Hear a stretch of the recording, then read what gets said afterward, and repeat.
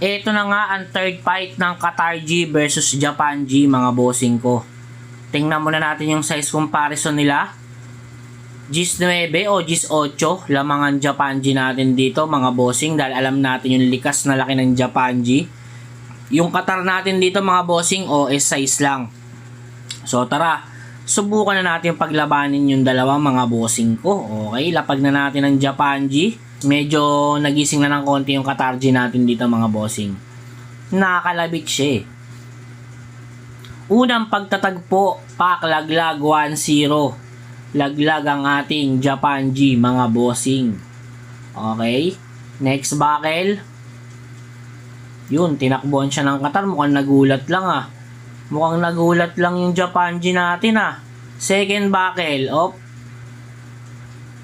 op, ayan na nga. Nagtakbuhan ulit sila. Ano ba naman yan? Pakitaan nyo kami ng sakmalan. Dinahanan lang. Tulog na naman yung Qatar G natin. Nagulat lang, naitulak, kaya nalaglag yung ating Japan G.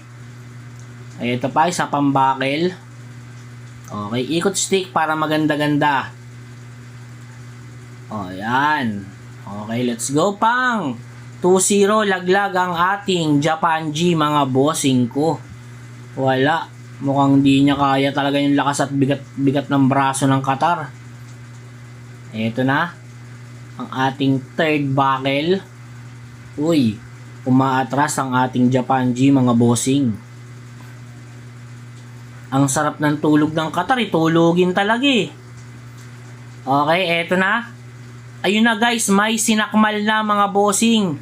Inabot, sino kaya? Uy, kagat-kagat sa puwet yung Japan G. At kumagat din yung Japan G sa dibdib niya, pero nakadiskarte ng pagbilit yung ating Qatar Ayan na. Binibilutan na at namumuti na ang Japan G. Nakikita nyo ba kung gaano kabilis bumanat ng pagbilot yung Qatar?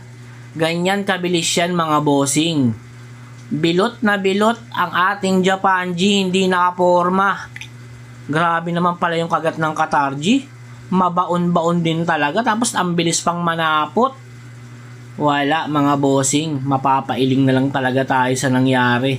Ayun Qatar G wins, mga bossing ko.